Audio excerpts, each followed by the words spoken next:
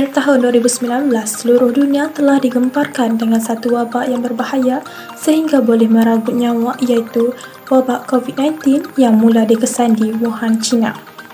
Pandemik COVID-19 juga dikenali sebagai pandemik coronavirus atau wabak coronavirus yang sedang berlaku secara global berpunca daripada coronavirus sindrom pernafasan akut teruk. Menurut Cici Nota dan Merely, pada 11 Mac 2020, Pertubuhan Kesihatan Sedunia iaitu WHO telah mengisytiharkan bahawa penularan wabak COVID-19 ini telah merebak pantas ke seluruh dunia hingga menyebabkan berlakunya pandemik. Hasil laporannya diperolehi daripada Pertubuhan Kesihatan Sedunia pada 10 Oktober 2020 menunjukkan jumlah kes COVID-19 telah mencecah 36 juta dengan lebih dari 1 juta kematian di seluruh dunia. Hal ini sekaligus memberi kesan yang sangat besar kepada masyarakat dan juga negara tersebut. Selain itu, menurut laporan statistik Kementerian Kesihatan Malaysia, statistik kini penularan pandemik COVID-19 pada Disember 2021 telah mencatat jumlah keseluruhan COVID-19 iaitu sebanyak 2,741,179 kes, manakala jumlah kes sembuh iaitu sebanyak 2,665,030 kes serta jumlah kematian yang tercatat setakat ini pula ialah sebanyak 31,334 kes. Justru itu, masih terdapat jumlah kes yang masih aktif akibat daripada wabak pandemik COVID-19 ini iaitu sebanyak 44,815 kes yang tercatat pada masa kini. Pandemik COVID-19 ini memberi kesan yang mendalam terhadap sektor ekonomi, terutamanya bagi industri perkilangan, industri pelancongan, industri pengangkutan, industri pembinaan dan juga industri peruncitan. Malah, pandemik COVID-19 ini juga memberi kesan positif dan negatif terhadap ekonomi, sosial dan juga persekitaran. Oleh itu, terdapat pelbagai alternatif yang telah dilaksanakan bagi membendung penularan COVID-19 dari terus berleluasa sehingga hari ini. Seterusnya ialah industri yang terjejas oleh pandemik COVID-19 di Malaysia iaitu yang melakoni isu dan masalah. Industri utama iaitu industri perkilangan. Penularan pandemik COVID-19 menjadi isu utama dalam industri perkilangan yang mana akan menjejaskan sesebuah industri perkilangan. Hal ini kerana industri perkilangan ini merupakan satu industri utama dalam pembangunan ekonomi sesebuah negara, terutamanya Malaysia. Industri perkilangan ini sangatlah penting dalam meningkatkan ekonomi negara melalui hasil yang diperolehi. Malah, semenjak permulanya penularan pandemik COVID-19 ini menyebabkan industri perkilangan ini menghadapi banyak isu dan masalah yang sering diperkatakan. Antara masalah yang dihadapi oleh industri perkilangan ini ialah terpaksa mengurangi tenaga kerja dengan membuang separuh tenaga kerja untuk mengelakkan daripada berlakunya kesesakan dalam sesebuah perkilangan. Hal ini kerana banyak berpendapat bahawa penularan COVID-19 ini kebanyakan bermula daripada tenaga kerja di industri perkilangan.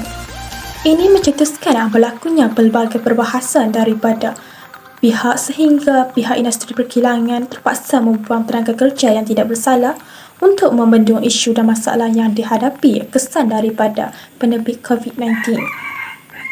Pembuangan tenaga kerja ini menjadi isu utama dalam industri perkilangan kerana jumlah pembuangan tenaga kerja di sesebuah perkilangan sangatlah ramai sehingga menyebabkan kebanyakan kehilangan pekerjaan untuk menampung kos sara hidup mereka. Selain itu, masalah yang dihadapi oleh industri perkilangan akibat daripada penularan wabak COVID-19 ialah syarikat perkilangan akan mengalami kerugian yang besar. Kerugian ini bermasalah dari segi mata wang kerana tidak dapat menampung kembali kos pengeluaran sebelumnya serta akan menyebabkan kerosakan barangan pengeluaran terutamanya terhadap industri perkilangan yang menghasilkan makanan. Hal ini disebabkan oleh penutupan laluan keluar masuk barangan perdagangan daripada luar negeri maupun luar negara. Penutupan laluan pengangkutan ini akan menjejaskan aktiviti pengeluaran perkilangan kerana tidak dapat mengekspor hasil barangan ke pasaran dunia. Penutupan laluan antarabangsa juga memberi impak yang mendalam kepada aktiviti import dan ekspor hasil barangan. Penutupan laluan ini akan menyebabkan industri perkilangan mengalami terputusnya sumber bekalan kerana tidak dapat mengimport bahan mentah daripada negara pengeluar.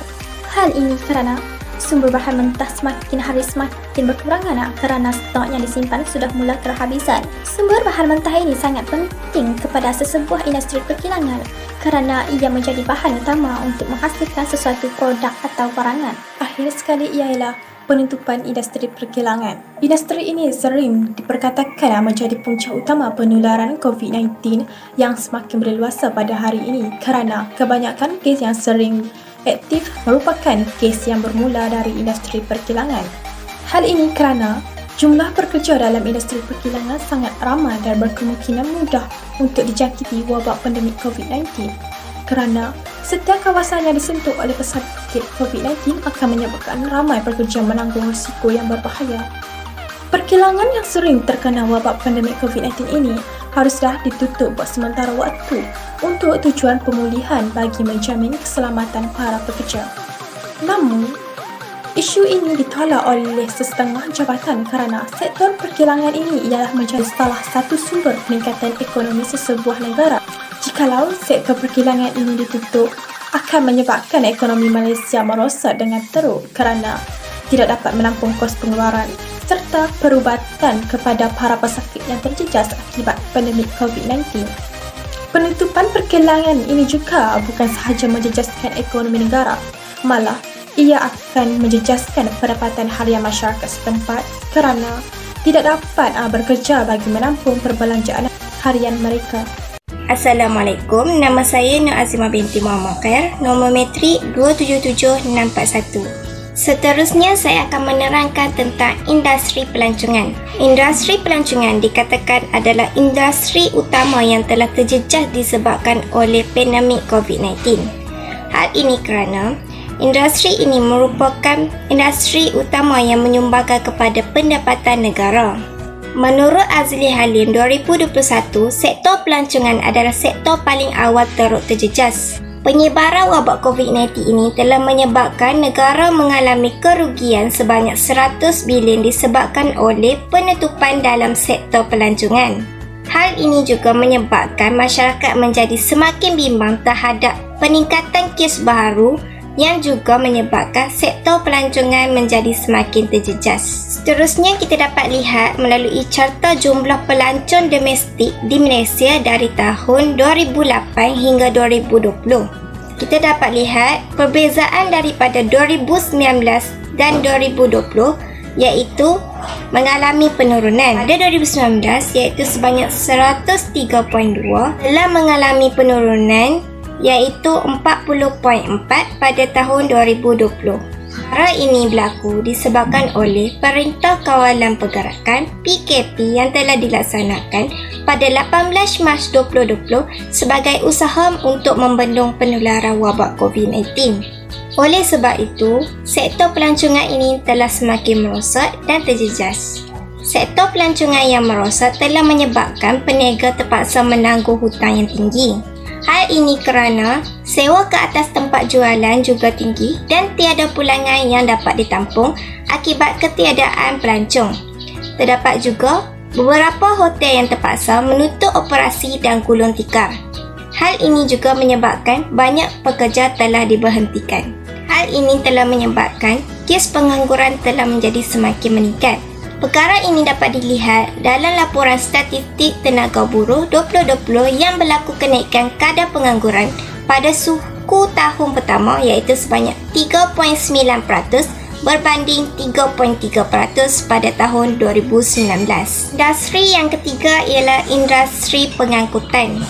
Industri pengangkutan adalah amat penting dan diperlukan serta banyak digunakan sebagai pengangkutan utama untuk rakyat Malaysia. Terdapat banyak pengangkutan yang terdapat di Malaysia seperti teksi, bas sekolah, bas bersiaran, kereta api, kapal terbang dan sebagainya. Namun begitu, setelah munculnya penyebaran wabak COVID-19 ini, telah menyebabkan sektor industri telah terjejas, termasuklah industri pengangkutan. Perkara ini berlaku disebabkan oleh Malaysia telah mengambil pelbagai langkah seperti melaksanakan Perintah Kawalan Pergerakan PKP bagi membendung risiko jangkitan ini. Walau bagaimanapun, pelaksanaan ini secara tidak langsung telah memberi impak yang negatif kepada semua operasi sistem pengangkutan negara. Ia juga turut memberi kesan kepada pengendali pengangkutan awam dan juga syarikat pengangkutan awam. Hal ini telah menyebabkan mereka telah kehilangan pekerjaan dan juga muflis. Kesannya, kes pengangguran di negara juga telah semakin meningkat. Perkara ini dapat dilihat melalui statistik yang menunjukkan bahawa pengangkutan udara telah mengalami kemerosotan di seluruh negeri yang mengalami penurunan sebanyak negatif 75.51% pada tahun 2020. Perkara ini dapat dilihat sebanyak 109,363,076 pada tahun 2019 menurun kepada 26,785,925 pada tahun 2020. Kita juga dapat lihat peralihan daripada penggunaan kenderaan awam kepada penggunaan kenderaan persendirian telah menjadi semakin meningkat. Keadaan ini dapat dilihat terutamanya di kawasan bandar. Hal ini juga menyebabkan berlakunya peningkatan dalam jumlah aliran trafik. Kesannya, ia juga boleh menyebabkan berlakunya pencemaran udara, pencemaran bunyi dan juga kesesakan lalu lintas. Terusnya, penangguhan sesi persekolahan disebabkan penularan wabak COVID-19 ini juga memberi kesan yang besar terhadap pengusaha bas sekolah. Hal ini menyebabkan pengusaha bas sekolah telah kehilangan pekerjaan. Sebahagian besar daripada pengusaha bas sekolah di seluruh negara juga dikatakan mungkin akan terpaksa gulung tikar. Seterusnya mengenai industri peruncitan. Banyak sektor ekonomi yang sebelum ini menjana keuntungan besar mengalami kerugian, terutama sektor perniagaan. Syarikat-syarikat ini mula gulung tikar disebabkan sudah tidak mampu menampung kos operasi. Banyak perniagaan kehilangan 50% daripada pendapatan mereka disebabkan oleh penutupan sepadan dan hanya bergantung kepada perniagaan makanan mereka sahaja. Menurut mantan Perdana Menteri Datuk Seri Najib Razak berpandangan bahawa keadaan jangka masa panjang ekonomi negara tidak akan menjadi begitu baik. Hal ini kerana banyak perniagaan mengalami kerugian besar, bahkan ada yang terpaksa ditutup dan berhenti operasi selamanya disebabkan oleh pandemik COVID-19. Hampir semua sektor ekonomi dan aktiviti peruncitan di negara ini tidak dibenarkan beroperasi dan hanya dibenarkan beroperasi tertakluk kepada syarat-syarat ditetapkan oleh Kementerian Kesihatan Malaysia KKM dan MITI. Kebanyakan perniagaan peruncitan melibatkan peniaga kecil, sederhana dan usahawan mikro. Perniagaan mereka ini melibatkan faktor sewa, utiliti dan pengajian adalah faktor yang tetap mengganggu aliran tunai serta mendorong peniaga ini menutup perniagaan mereka. Contoh-contohnya di bandar-bandar besar iaitu di Kuala Lumpur dan Selangor, faktor pembayaran sewa adalah sesuatu yang sangat menekan kerana kosnya yang tinggi. Kebanyakan hartanah ni boleh mengurangkan kadar sewa kepada peniaga baharu, namun tidak bersedia untuk mengurangkan kadar sewa kepada peniaga sedia ada. Akibatnya, mereka membelanjakan wang simpanan mereka untuk membayar sewa dalam keadaan tidak pasti bila ekonomi akan pulih. Selain sewa, kos elektrik juga menjadi bebanan kepada peniaga ini. Ini menunjukkan statistik ekonomi makro jangka masa pendek. Dilihat, nilai perdagangan borong dan runcit menurun sepanjang PKP dilaksanakan. Namun demikian, statistik pembelian e-dagang sepanjang PKP dilaksanakan meningkat naik. Hal ini kerana menurut Suruhanjaya Komunikasi dan Multimedia Malaysia SKMM menyatakan bahawa seramai 51.29% penduduk di Malaysia mula menggunakan platform e-dagang bagi tujuan mereka membeli belah dan menjual barang-barangan secara atas talian. Antara platform yang sering penduduk di Malaysia layari ialah Shopee, Lazada, Carousell, eBay dan lain-lain. Seterusnya mengenai industri pembinaan. Sektor pembinaan juga menerima impak yang besar akibat daripada pandemik COVID-19. Pandemik COVID-19 ini telah meninggalkan kesan berpanjangan ke atas sektor pembinaan. Hal ini kerana industri pembinaan terpaksa menanggung kos lebihan yang turut merangkumi lebih daripada 4,000 jangkitan di pelbagai tapak kerja setakat 21 Disember 2020, menjadikan ia amat terdedah kepada jangkitan penularan ini. Kerugian yang dianggarkan daripada nilai gaji, bahan binaan, sewa jentera serta pengurusan projek, termasuk keuntungan yang hilang apabila sektor pembinaan ini tidak dibenarkan beroperasi. Terdapat juga beberapa impak yang ketara membabitkan isu kewangan, penyampaian projek dan kekurangan tenaga kerja. Antaranya ialah kehilangan pekerjaan dan upah pekerja binaan dengan kadar 30% yang berjumlah 3.3 bilion dan kemerosotan penggunaan bahan binaan sebanyak 42% yang bernilai sebanyak 4.6 bilion. Bagi sektor pembinaan, kebenaran untuk berproses semula secara bersyarat telah diberikan semasa PKP fasa ketiga. Salah satu syarat yang diwajibkan kepada syarikat-syarikat pembinaan ini untuk beroperasi ialah dengan memastikan semua pekerja terlibat disahkan negatif dan semua kos yang melibatkan pemeriksaan kesihatan pekerja dan rawatan di hospital ini adalah di bawah tanggungan majikan. Oleh itu, kerja-kerja pembinaan yang dibenarkan beroperasi hendaklah mengikut garis panduan yang dikeluarkan oleh Kementerian Kerja Raya dan Lembaga Pembangunan Industri Pembinaan Malaysia CIDB. Oleh hal yang demikian, ia menunjukkan bahawa sektor pembinaan ini sememangnya menjejaskan ekonomi negara kerana ia tidak dibenarkan beroperasi untuk beberapa ketika apabila PKP ini dilaksanakan oleh kerajaan. Seterusnya, saya akan sambung kepada kesan positif dan negatif terhadap ekonomi, sosial dan persekitaran. COVID-19 ini telah membawa kepada kesan positif terhadap ekonomi iaitu berlakunya peningkatan dalam sektor pembuatan. Perniagaan sektor pembuatan turut memberi sumbangan dalam peningkatan sektor ekonomi. Apabila penyebaran wabak COVID mula merebak ke seluruh negara, pihak hospital, klinik dan seumpamanya memerlukan pakaian keselamatan dan sarung tangan bagi mengurus pesakit yang terkena dengan wabak tersebut.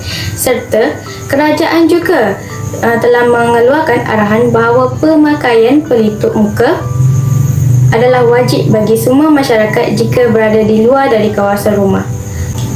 Oleh itu, kilang-kilang pembuatan pelitup muka dan sarung tangan bergerak aktif ekoran daripada permintaan yang tinggi. Hal ini kerana pelitup muka merupakan satu keperluan ketika penularan wabak COVID-19 dan ianya perlu ditukar setiap hari. Namun begitu, Malaysia juga tidak terlepas daripada kesan buruk pandemik COVID-19 terhadap ekonomi negara. Kesan negatif yang pertama adalah menyebabkan keluaran dalam negeri kasar KDNK menyusut. Berdasarkan statistik oleh Jabatan Perakaan dan Kementerian Keuangan Malaysia, mendapati bahawa keluaran dalam negeri kasar iaitu KDNK telah pun menyusut sebanyak 17.2% pada suku kedua 2020. Penyusutan KDNK ini adalah disebabkan oleh pelaksanaan perintah kawalan pergerakan yang terbahagi kepada beberapa siri bagi mengatasi penularan serta meratakan lengkungan COVID-19. Penyusutan ini berlaku dalam semua sektor utama ekonomi, khususnya sektor perlombongan dan pembinaan yang mengalami kemerosotan pertumbuhan sebanyak 2 digit. Menurut Jabatan Perakaan, didapati bahawa langkah sekatan pergerakan yang dilaksanakan telah memberi impak yang besar kepada sektor perkhidmatan, terutamanya subsektor perdagangan borong dan runcit, makanan dan minuman, penyimpanan dan penginapan serta pengangkutan. Kesan negatif kedua adalah menjejaskan pendapatan dan perbelanjaan rakyat. Pendapatan bulanan memberi impak yang besar kepada seseorang individu dan ia boleh mengurangkan beban keadaan hidup seseorang serta kemiskinan juga berkurang. Namun begitu, akibat pelaksanaan PKP bagi membendung penularan COVID-19 telah memberi kesan kepada beberapa golongan seperti majikan, kaki tangan kerajaan dan swasta, petani, nelayan dan peniaga. Golongan ini terjejas kerana mereka kehilangan pekerjaan dan sumber pendapatan. Penurunan dalam permintaan dan jualan pemborong serta peniaga, premis atau perniagaan terpaksa ditutup dan gaji mereka juga turut dikurangkan. Apabila berlakunya perkara sedemikian, maka golongan-golongan seperti petani, peniaga kaki tangan kerajaan dan sebagainya tidak dapat memberi sumbangan kepada ekonomi negara. Oleh itu, jika PKP ini berlanjutan, ianya sudah pasti akan membawa kesan yang lebih besar kepada ekonomi rakyat Malaysia. Saya akan menerangkan mengenai sosial, iaitu kesan positif. Seperti yang kita tahu, sosial dikenali sebagai kemasyarakatan disebabkan kehadiran penduduk ataupun manusia di peringkat daerah maupun negara. Sosial ini terbahagi kepada beberapa masalah seperti masalah sosial, jarak sosial, ekologi sosial dan juga isu sosial. Sebagai contoh, sosial adalah persekitaran bagi seseorang kanak-kanak untuk memperkembangkan psikologi pertumbuhan kebesaran mereka. Perubahan ini berlaku akibat pandemik COVID-19 yang telah mempengaruhi dan menjejaskan secara pergaulan terbatasnya bagi kanak-kanak tersebut. Selain itu, ahli keluarga juga perlu memainkan peranan penting bagi memerhati dan juga memantau pergerakan anak-anak mereka maupun di rumah dan juga di luar rumah. Pemerhatian dan pengawasan keluarga juga dapat membantu secara tidak langsung seperti kanak-kanak serta perkembangan tingkah laku dan emosi yang seimbang. Sebagai contoh, ibu bapa mesti meluangkan masa dengan kanak-kanak agar mereka selesa dan juga suka berkongsi masalah suka dan duka maupun di sama hal peribadi dan juga hal sekolah. Penerapan dalam mengajar dan juga nasihat salah satunya adalah dapat mengeratkan hubungan antara ibu bapa dan juga kanak-kanak tersebut. Ibu bapa juga perlu menerapkan hubungan mesra dengan jiran agar kanak-kanak selesa bergaul. Sesuailah dengan terjadinya pandemik pada kali ini, iaitu pandemik coronavirus, ibu bapa perlu menitik beratkan serta mengambil tindakan bagi menerangkan tentang berlakunya pandemik COVID-19 ini kepada anak-anak mereka. Penerangan ini haruslah diberikan secara terperinci dan juga teliti bagi tidak menakutkan dan serta mudah difahami oleh kanak-kanak tersebut. Pemerhatian dari keluarga juga terhadap kanak-kanak ini dapat menjadikan mereka lebih positif dan juga matang. Persekitaran yang positif juga dapat dipraktikkan oleh kanak-kanak. Sebagai contoh, sikap yang matang, prihatin terhadap orang lain, tidak mementingkan diri sendiri dan baik hati. Persekitaran ini telah memupuk dan mendidik mereka menjadi lebih peka terhadap isu semasa dan juga persekitaran mereka. Namun, kesan sosial juga ada mempunyai kesan negatif. Sebagai contoh, pelajar universiti terjejas akibat berlakunya pandemik COVID-19 ini sehingga mereka terpaksa menjalankan pembelajaran di atas talian. Menteri Pengajian Tinggi Dr. Noraini Ahmad ada mengatakan bahawa semua IPTA dan juga IPTS dibuka secara berperingkat dari bulan Julai hingga Oktober 2021. Pihak universiti juga telah diberi untuk membuat pilihan sama ada untuk meneruskan pembelajaran secara atas talian, separa ataupun sepenuhnya bagi pelajar. Hal ini dapat mengelakkan daripada jangkitan berlakunya wabak COVID-19 ini kepada para pelajar semasa pembelajaran berlaku. Pelajar juga mendapat impak yang sangat ketara kerana belajar di rumah mempunyai pelbagai masalah yang begitu banyak. Antaranya adalah masalah internet, kawasan rumah yang tidak mempunyai internet yang stabil serta pelbagai masalah yang dihadapi seperti laptop rosak, telefon rosak dan sebagainya. Kesan negatif seterusnya adalah masyarakat mempunyai masalah kesihatan mental kerana mereka mengalami masalah emosi yang sangat tertekan seperti mempunyai masalah kewangan, pekerjaan, peribadi dan sebagainya. Jika tekanan emosi ini tidak dapat dikawal, sudah tentu akan melakukan perkara yang tidak diingini berlaku seperti bunuh diri, merompak, mencuri, menyamuk dan sebagainya. Faktor ini juga telah merosokkan ekonomi negara serta mempunyai kehidupan harian masyarakat yang tidak stabil kerana mengalami masalah tekanan emosi. Kesan seterusnya adalah melalui persekitaran, iaitu saya akan menerangkan persekitaran yang positif. Yang pertama adalah persekitaran ini dapat melahirkan masyarakat dengan didikan amalan ilmu yang mesra dengan alam sekitar. Hal ini secara tidak langsung dapat membangunkan cara pemikiran seseorang manusia agar sentiasa menghargai alam semula jadi. Seperti membuat kempen kesedaran, membuat promosi melalui media sosial, sama ada media elektronik dan juga media cetak. Yang kedua adalah individu yang menghormati amalan dan juga cara hidup yang mesra terhadap persekitaran agar tidak pupus. Seterusnya adalah kesihatan haiwan liar juga terjaga dan terjamin. Seperti aktiviti haram seperti pembalakan haram tidak dilakukan oleh manusia dengan menggondol tanah, memburu, menangkap haiwan dan sebagainya dapat dihentikan secara serta-merta oleh pihak tertentu, iaitu pihak berkuasa, kerana berlakunya PKP, iaitu Perintah Kawalan Pergerakan semasa berlakunya pandemik COVID-19. Aktiviti ini juga secara tidak langsung telah mengurangkan aktiviti penebangan pokok serta penggondolan tanah bagi habitat haiwan-haiwan liar yang berada di hutan. Pihak berkuasa juga harus menitik beratkan keselesaan agar haiwan liar ini tidak pupus dan ketinggalan zaman. Hal ini juga telah menitik beratkan aktiviti sosial dan juga persekitaran bagi keselesaan masyarakat di negara Malaysia. Seterusnya, saya masuk kepada kesan negatif terhadap persekitaran akibat daripada COVID-19. Kesan negatif yang pertama ialah peningkatan sisa buangan. Selepas penularan wabak COVID-19, pengenaan perintah berkurung hampir di seluruh dunia telah menimbulkan impak buruk terhadap alam sekitar, terutamanya peningkatan bahan buangan sisa domestik. Walaupun hampir seluruh dunia menyedari bahawa tahap pencemaran udara telah menurun semasa perintah berkurung dan sungai menjadi lebih bersih, namun peningkatan sisa isi rumah dan perubatan juga merupakan masalah dan cabaran bagi pengurusan kerajaan.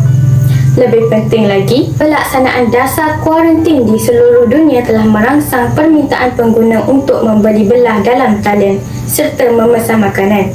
Pembelian makanan yang berlebihan atau keperluan lain seperti pelitup muka dan hand sanitizer di pasaraya atau dalam talian telah pun meningkat. Keadaan ini telah mengundang pencemaran alam sekitar di mana sisa pepejar sama ada makanan maupun plastik meningkat secara mendadak di tapak pelupusan sampah. Di Malaysia, pada bulan Mac, pembuangan sisa klinik telah meningkat sebanyak 27%, berikutan penularan COVID-19 berbanding bulan sebelumnya yang hanya 17% sahaja. Sisa klinika ini bukan sahaja daripada klinik maupun hospital, tetapi juga terhasil daripada sikap tidak bertanggungjawab masyarakat yang membuang pelitup muka merata-rata tempat selepas menggunakannya. Kesan negatif COVID-19 terhadap persekitaran yang kedua ialah pengurangan kita semula. Industri kita semula juga antara yang terkesan, terutama sepanjang perintah berkurung dilaksanakan. Hal ini kerana industri tersebut antara yang berisiko terdedah kepada wabak pandemik ini dan kerajaan terpaksa menghentikan sementara operasi kita semula sisa buangan. Selain daripada operasi kita semula tergendala, kempen bebas plastik juga turut terkesan. Sepanjang perintah berkurung dilaksanakan, hampir seluruh dunia termasuk Malaysia, tahap penggunaan plastik terutama dalam pembungkusan makanan kalangan masyarakat juga meningkat secara mendadak. Perkara ini dilihat dapat mengundang pencemaran alam sekitar apabila operasi kita semula plastik turut dihadkan atau dihentikan. Assalamualaikum warahmatullahi wabarakatuh. Saya akan sambung poin yang seterusnya, iaitu cadangan alternatif yang berkesan. Dalam melonjakkan dan merancangkan semula sektor ekonomi dan semua industri-industri di Malaysia, kerajaan telah melaksanakan satu dasar dalam menangani isu ini, iaitu Program Strategi Pemerkasa Rakyat dan Ekonomi, atau nama singkatannya ialah Pemerkasa. Pemerkasa memperuntukkan jumlah 20 bilion ringgit dan juga 11 bilion ringgit untuk suntikan fiskal baharu dalam menggalakkan pertumbuhan ekonomi bagi menyokong sektor-sektor industri yang terkesan dan menyokong perniagaan. Bagi melonjakkan pertumbuhan ekonomi, menyokong sektor-sektor industri yang terjejas, menyokong perniagaan dan bantuan bersasar kepada rakyat, Pemerkasa akan menumpukan 20 inisiatif yang strategi. Pemerkasa mempunyai 5 fokus utama yang menjadi tunggak untuk memulihkan ekonomi negara dan juga industri-industri yang terjejas akibat COVID-19. Yang pertama, fokus pertama iaitu mengawal penularan COVID. Yang kedua, memacu pemulihan ekonomi. Yang ketiga, memperkukuhkan daya saing negara. Dan yang keempat, memastikan agenda keterangkuman. Dan yang terakhir iaitu transformasi ekonomi. Fokus pertama dalam merancangkan semua sektor-sektor industri adalah mengawal penularan COVID-19. Bagi inisiatif yang pertama adalah program imunisasi COVID-19 kepada seluruh rakyat Malaysia. Kerajaan melaksanakan tindakan kesihatan dalam membendung COVID-19 dan memulakan program imunisasi COVID-19 kebangsaan. Ini bermakna jika semua rakyat telah divaksin, kita akan mudah untuk pergi ke mana-mana sahaja. Nak pergi ke kedai boleh, nak pergi bekerja pun boleh, industri-industri pun boleh berjalan seperti biasa kerana telah divaksin. Tidak seperti dulu, nak pergi kedai pun tak boleh, nak pergi kerja pun tak boleh, nak pergi mall pun tak boleh, mana-mana pun tak boleh. Fokus yang kedua ialah memacu dalam memulihkan ekonomi negara. Dalam hal ini, kerajaan sangat komited dalam memulihkan semula sektor ekonomi di Malaysia. Ini melalui penyediaan insentif penggajian, pelaksanaan segera projek pembangunan dan juga pemberian insentif percukaian dan kemudahan pembiayaan mikrokredit. Fokus yang ketiga pula ialah memperkukuhkan daya saing negara untuk menarik pelaburan, meningkatkan adaptasi penggunaan teknologi digital, memperkasakan perdagangan luar dan menjamin pertumbuhan lestari. Inisiatif yang ke-10 ialah mengukuhkan persekitaran perniagaan. Dalam memastikan peraturan yang tangkas, kerajaan sentiasa berkomited bagi mendorong pelaburan semula perniagaan domestik. Fokus yang keempat dalam Pemerkasa pula ialah memastikan agenda keterangkuman kerajaan akan terus memelihara kebajikan rakyat, terutamanya golongan yang terjejas. Dalam fokus ini akan tertumpu kepada golongan yang kurang upaya, golongan rentan dan golongan yang hilang pekerjaan. Kesimpulannya, secara kesimpulannya, semua industri-industri di negara ini adalah sangat penting dalam menjana pendapatan ekonomi dan memajukan negara. Jika industri-industri tidak dapat berjalan pada waktu yang lama, ekonomi di Malaysia akan lumpuh sepenuh-penuhnya. Jelas sekali pandemik COVID-19 sangat memberi kesan lebih-lebih lagi kepada proses urbanisasi dan perindustrian di Malaysia. Namun, dengan adanya Pemerkasa, industri-industri dan rakyat yang terjejas dapat dibantu dan juga dipulihkan. Banyak inisiatif yang terdapat dalam Pemerkasa yang dapat memulihkan ekonomi, industri-industri pelancongan, industri peruncitan, industri pembinaan, industri perkilangan dan juga industri lain-lainnya. Sekian, terima kasih.